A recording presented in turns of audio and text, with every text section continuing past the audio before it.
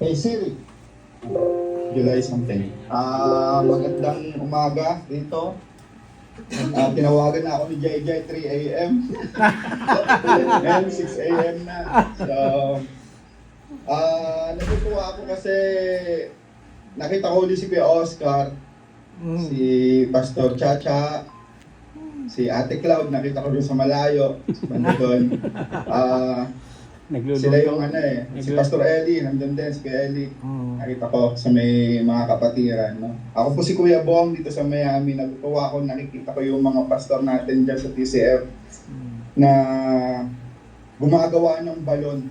Alam niyo yun, balon yung wells. Gumagawa sila ng mga wells, mga balon para makainom ng spring of water yung mga tao. Amen. Kung naalala niyo yung kwento sa John, yung na-encounter ni Jesus Christ, yung babaeng nasa balon, yung Samaritana. Naalala niyo yan, di ba? Nung time na yon, si Jesus Christ is pagod na pagod siya. Galing siya sa paglalakbay. 6 hours siyang naglakad. So, pagdating niya sa balon, nakasalamuhan niya yung babaeng Samaritana. So, sabi niya, pwede bang makainom ng tubig? Alam niyo, sabi ng babae, ba't ba ako kinakausap? Samaritana. Jewish ka, Samaritana ako. Kumbaga, may conflict sa law. Alam niyo yun, may conflict sa law. Udyo ka, Samaritana ako. Yung place na yon is my balon. Kaya ang title nung aking maikli lang na sharing is balon. Ganito yan. Si Abraham, inutusan ng Diyos na gumawa ng balon. Amen. At saka altar. So si Abraham, masunurin siya. Gumagawa siya ng altar, at the same time, gumagawa siya ng balon. Meron siyang 7 na wells, no? Iba-ibang parte. Kasi yung wells na yon, yung mga balon na yon, yun yung tanda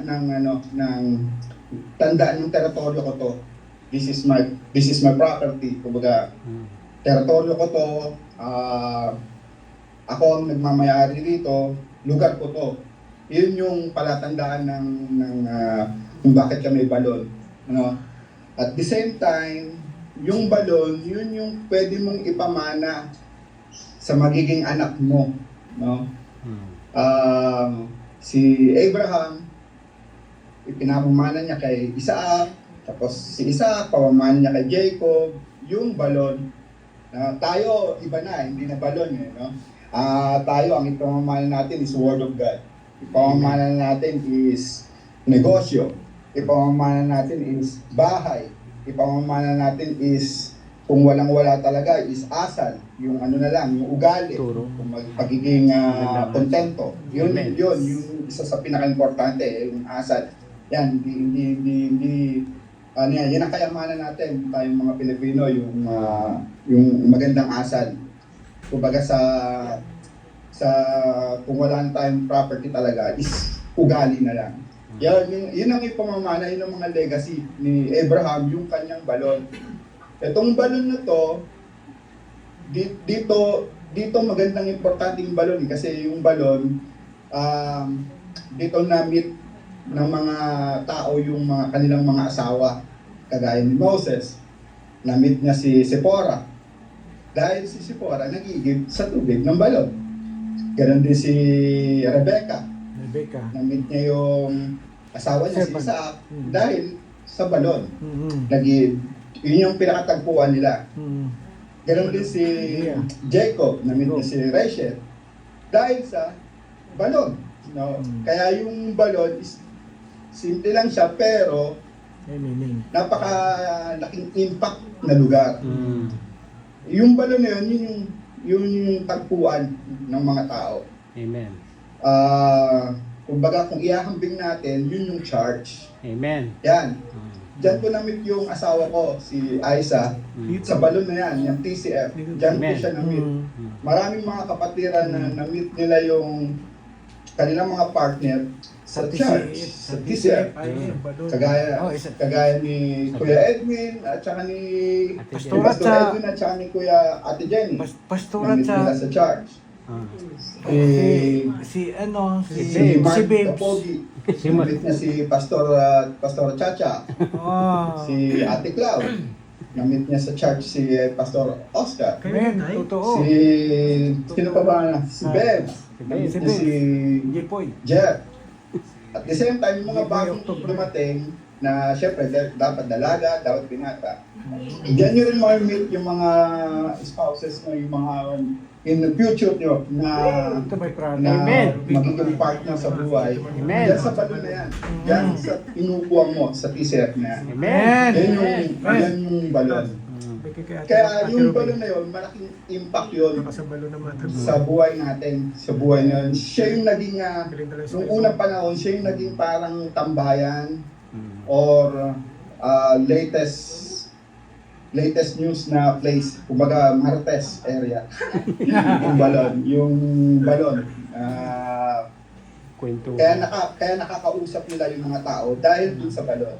Ngayon, na-meet ni Jesus Christ yung babayang Samaritana at halos ayaw niyang makipag-usap kay Jesus Christ dahil na Jewish siya. Ngayon, etong si Jesus Christ, sabi niya, kung kilala mo lang kung sino yung nagsisalita, baka humingi ka na ng spring of water. Ganon katindi, ganon ka-authority yung ano niya, yung pagsasalita ni Jesus Christ. Sabi niya, prophet ka ba? Sabi niya. Kasi may inaantay kami na Misaya. na tao na siya yung magliligtas sa buong sambayanan, sa buong mundo. Mm. Ngayon, sabi ni Jesus Christ, yung kausap mo ay siya yung inaantay mo. Mm. Ganon katindi yung authority na pananalita ni Jesus Christ sa babae na yon. At the same time, yung babae, sabi niya, hindi kita mabibigyan ng tubig. Kasi wala naman akong pansalo. Malalim. Alam mo, minsan marami tayong excuses. Kapag niyayaya tayo sa church, sa balot, hindi ako pwedeng pumunta sa church kasi may lakad ako. May pupuntahan kami ng tropa ko.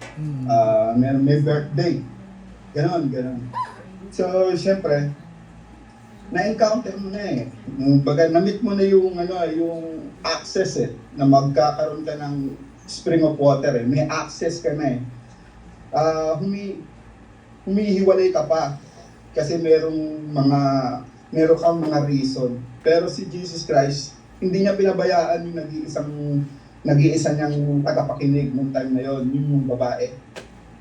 Kahit nag-iisa yung babae na tagapakinig nung time na yon, hindi nagsawa si Jesus Christ mag-share ng spring of water. Binigay niya pa rin yung the best niya para sa ikaliligtas ng babaeng Samaritana. Amen. Binigay niya, sabi niya, kung sino man yung uminom ng tubig dito sa balon is mauuhaw lagi. Pero, kung sino man yung tumanggap sa ibibigay kong spring of water, kailanman hindi mauuhaw. Na-amaze yung babae. Kasi once na na-meet mo ang Panginoon, ma-amaze ka, ma-hypnotize ka. Once na ma-amaze mo ang pananalita ng Panginoon, magiging asapul ka, mag-purify ka, makikleansing ka. Kumbaga, alam niyo yung naligo ka ng malamig na tubig, ganon. Mawawala yung uhaw mo at saka yung pananakit ng katawan mo. Yung babae, mayroon siyang 5 asawa at isang lalaki na hindi niya na-asawa, kinakasama niya na lang. Batid ni Jesus Christ yun. Pero dahil sa pananalita ni Jesus Christ, na-reconnect na I don't know what's that. Pero na-revive yung babae. Na-revive yung babae dun sa pananalita ni Jesus Christ dahil in-accept niya yung spring of water from Jesus Christ which is the Holy Spirit. Nilinis ng Diyos ni Jesus Christ yung babae.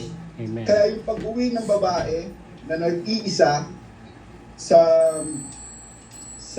balon, pag-uwi niya doon sa kanyang village, ipinamalita niya yung na-encounter niya sa balon. At the same time, maraming naniwala kay Jesus Christ dahil sa testimony ng Samaritana. Alam nyo, kahit konti lang ang umaten sa church, kahit konti lang ang tagapkinig, mawiwisikan niya ng spring of water yung kanilang mga puso. Amen. At Amen. pag uwi nila sa bahay, yung nanay nila, yung tatay nila, yung mga uncle, kapatid at pinsan nila, mga kaibigan nila at katrabaho, is mawiwisikan din ng spring of water dahil sa hindi ka nagsawang i-share yung gospel. Amen. Alam niyo? Kaya gumising ako ng 3:00 dahil inaabangan ko yung TCF para mag-online sa Zoom. At sinabi na alis na si Kuya Oscar, uwi na sa August. Ayun, malungkot pero masaya ako kasi si Kuya hindi siya mananatili sa Samaria. Pupunta siya sa Judea, pupunta siya sa another part of the end of the earth, you know? Amen. You know what I mean, right? Pero si Kuya Oscar, hindi siya mananatili sa Jeddah. Mananatili rin siya sa Pilipinas, sa Laguna, sa kung saan mang probinsya, kung saan man siya dako pumunta. Kasi nga, isa siya sa Samaritana. Isa siya sa nagtayo ng balon, isa siya sa nag-dig ng balon. At kung meron mang tao na hindi naiintindihan si Kuya Oscar, at kung meron mang mga tao na hindi naiintindihan si Pastor Chacha, kung meron mang mga tao na hindi naiintindihan si Pastor Eddie, kung meron mang mga tao na hindi naiintindihan si Pastor Claudette, baka minsan kailangan nating laliman yung balon natin. Alam niyo? Kasi kung naalala nyo, yung ginawa ni Abraham na balon is tinabunan ng mga bato ng Palestine. Tinabunan nila yung balon hanggang sa wala nang nakakaalala na mayroon palang balon doon. Pero si Isaac, sabi nga nandito yung teritoryo ng tatay ko may balon dito i-redig natin. Kukain uli natin. So inutusan niya yung mga alagad niya, hinukay nila uli yung balon hanggang sa maging fresh yung balon. Alam niyo yung balon? Lahat ng balon sa ginawa nila Abraham, may mga pangalan. Jacob's well, yung balon ni Abraham is Beersheba well, alam niyo yun? May mga pangalan bilang palatandaan at paggalang o pag-honor sa mga nauna na binibigyan halaga yung mga pangalan. Kaya yung sa Samaritana at si Jesus Christ, nandun sila sa Jacob's well. Kasi si Jacob yung nag-redig noon nung time na yun. Amen. Sila yung nag-ayos noon. Kaya kung aalis man si Kuya Oscar, at least meron siyang iniwan na balon, which is the TCF, at merong mga Samaritana, which is tayo, yung mga nakupo dyan, na sila yung mag-share ng gospel sa lahat ng village. Amen. Para ma-save lahat ng village. Amen. Yun lang ang aking Ganda na yun. may isa-share tungkol sa balon. Ako po si Kuya Bong. God bless you guys. Salamat, Kuya Bong. Praise God. Ayun po, maraming salamat sa inspiring word and encouragement na iyong na-share po sa amin. Mga kapatid, para lang po sa kalaman ng lahat, si Kuya Bong po ay dating nagtatrabaho sa Petromin at iba't ibang branch po ang ginawakan niya at marami po siyang dinalang mga kaluluwa po dito. Isa na po yan si Kuya Jipoy, si Kuya Marlon, sila ni Jeff, Lizarda. At siya po ay masigasig, masipag, at mayroong commitment na naglilingkod sa Panginoon dito sa TCFIM. Siya po ang dating music director ng ating worship team. At nung wala pa siya sa sasakyan, dito lang siya, minamanage niya yung kaayusan ng music ministry. Nung nagkaroon na po siya ng burden na tutulong sa transport, bumili sila ng sasakyan. At naging priority po niya noon ang pagsundo. Nagkaroon po siya ng birthday na mas mahalaga yung pagsundo sa mga kapatid para madala po dito kasama sa ating gawain. So, siya nga po ngayon at ang kanyang may bahay ay nagtatrabaho sa Miami, Florida. At siya po ay connected sa TCFIM. At maraming salamat Kuya Bong sa buhay mo at sa buong family mo. God bless you Kuya Bong.